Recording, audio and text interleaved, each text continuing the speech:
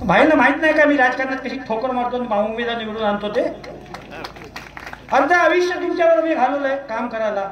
मी तुमच्यावर टीका करणार नाही. आपण एकत्रपणे अर्ध आयुष्य काम केलंय.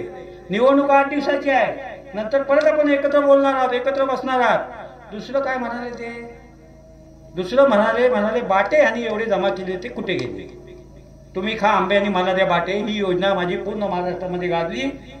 पवार साहेबांनी सुद्धा त्याचं कौतुक केलं आणि हे म्हणतात बाटे कुठे गेले. तर बाटे काय चिंचनाक्यात लाव काय मी डांबरावर? अरे बाटे जंगलात लावले. बाटे जंगलामध्ये लावले, करवंदीच्या झाडामध्ये टाकले, त्याला संरक्षण लागतं, त्याच्यामध्ये ती झाडं उभी झाली.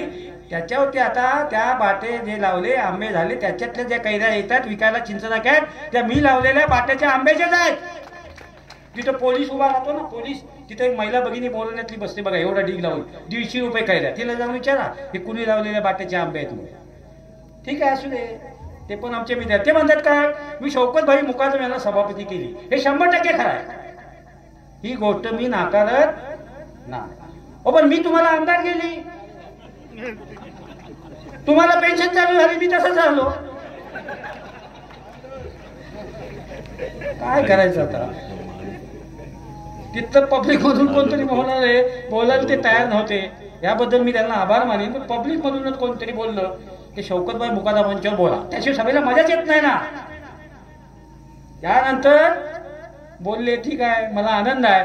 माझी उंची कमी असून पण एवढा मोठा मी झालो की रमेशभाई सारखे एवढे मोठे महाराष्ट्राचे नेते शौकत मुकादमांच्यावर बोलतात, म्हणजे मी काय लहान माणूस आहे काय? केवढा मोठा माणूस आहे मी. ठीक आहे, सगळे चालत राहायचं. 20 तारखेला तुम्ही लक्षात ठेवा, घड्याळ निशाणी आहे. कारण मी तुम्हाला माझं एक उदाहरण सांगतो. 2007ला मी उभा होतो आणि आपण आपल्या घरी जाऊन सांगत नाही निशाणी कुठली आहे काय आहे. 2007ला मी उभा होतो आणि सकाळी मतदानाच्या दिवशी बाहेर पडलो, तेव्हा माझ्या पत्नीने मला विचारलं, मत कुणाला द्यायचं सांगितलं नाही. मी बोलले, दगडानं माझ्या डोक्यात घाल. मी हे का सांगतोय, ते प्रत्येकाने घरी जाऊन सांगितलं पाहिजे. लोकसभेला कमल होतं, आता घड्याळ आहे, ही निशाणी सांगणं महत्वाचे आहे.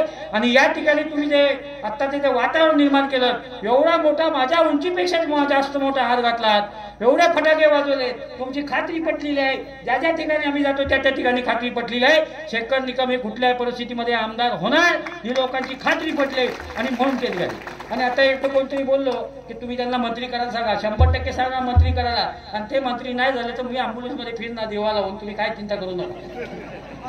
हे मी अजितदादा सांगणार, मी हवंय तुम्हाला, मी पाहिजे असेल तर ते. आणि आमचं कमिटमेंट झालेलं. मी पण तिकीट मागितलं होतं, त्यांना माहिती आहे मी तिकीट मागतो.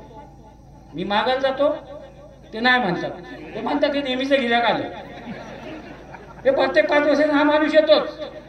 पण मी कमिटमेंट केलेली आहे ते मला जाण्यासाठी झालं. सेकंड मला द्या, त्यांना निवडून आणण्याची जबाबदारी आम्ही घेतो. तुम्ही त्यांना मंत्री करण्याची जबाबदारी घ्या. या ठिकाणी आल्यानंतर तुम्ही आमचा आदर सत्कार केला. भाई बोलले त्याचं मला काय वाईट वाटलं नाही, आणखीन बोलले तर मला आणखीन मजा येईल. कारण एवढा मोठा माणूस माझ्यावर बोलतो.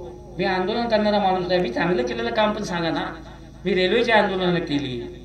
प्रत्येक विरुद्ध प्रत्येकाच्या ज्या ज्या ठिकाणी अन्याय होतो त्या त्या ठिकाणी मी आवाज उठवण्याचं काम केलं.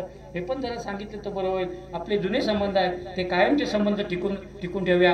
आणि माझ्या तुम्हाला शुभेच्छा आहेत. तुम्ही असेच माझ्यावर टीका करत राहा, म्हणजे मी राजकारणामध्ये मोठा होईल. वरची लोक त्याची दखल घेतील. तुम्ही टीका केल्यामुळं एवढे मोठे टीका करतायत, मग एवढ्या माणसावर म्हणजे हा पण कोणतरी आहे. त्याबद्दल मी तुम्हाला शुभेच्छा देतो आणि आपल्या सर्वांचे आभार मानतो आणि माझे 2 शब्द